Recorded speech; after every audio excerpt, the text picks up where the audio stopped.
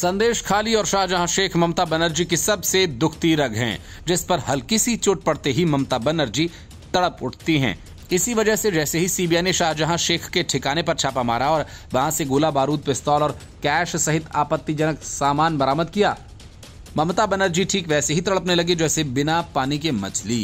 CBI पर अनाप शनाप आरोप लगाते हुए ममता बनर्जी ने पहले चुनाव आयोग जाकर कहा कि मुझसे पूछे बगैर छापा मारने का क्या मतलब है, और अब ममता बनर्जी सीधे सुप्रीम कोर्ट पहुंच गई हैं और हाईकोर्ट के उस फैसले को पलटने की मांग करने लगी जिसमें हाईकोर्ट ने संदेश खाली में महिलाओं के खिलाफ अपराध और जमीन हड़पने के आरोपों की सीबीआई जांच का निर्देश दिया था। इस आदेश के बाद ममता बनर्जी ने हाईकोर्ट को बिकाऊ कहा था। इस मामले की सुनवाई हाईकोर्ट में होनी है। पश्चिम बंगाल सरकार सुप्रीम कोर्ट पहुंच गई है। पश्चिम बंगाल सरकार की इस याचिका पर सुप्रीम कोर्ट सुनवाई करेगा।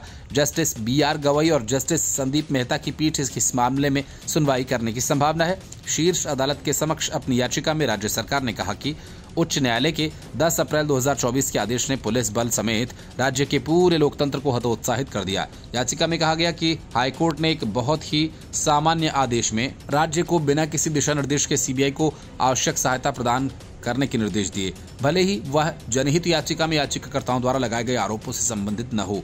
ये संदेश खाली क्षेत्र में किसी भी अपराध की जांच करने के लिए राज्य पुलिस की शक्तियों को हड़पने के समान है।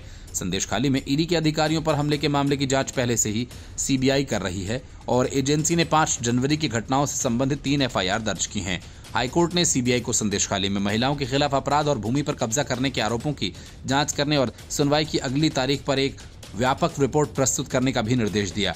उच्च न्यायालय की पीठ ने मामले को अगली सुनवाई के लिए 2 मई को सूचीबद्ध किए जाने का निर्देश दिया तथा उस दिन तक सीबीआई को रिपोर्ट दाखिल करने के लिए कहा था।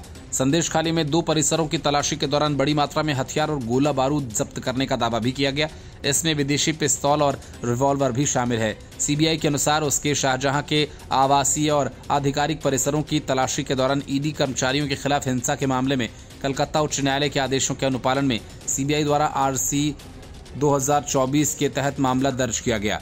सीबीआई के अनुसार इस मामले की जांच के दौरान जानकारी मिली थी कि ईडी की टीम खोई वस्तुएं और अन्य आपत्तिजनक वस्तुएं उसके एक सहयोगी के आवास पर छिपाई गई हो सकती है। ममता बनर्जी का कहना है कि ये सब केंद्र की भाजपा सरकार की साजिश है। उन्होंने कहा कि केंद्रीय जांच एजेंसी के अधिकारी खुद ही ये सब गोला बारूद लेकर पहुंचे थे और इसे गलत रूप से दिखाया गया। Bureau report, news of India.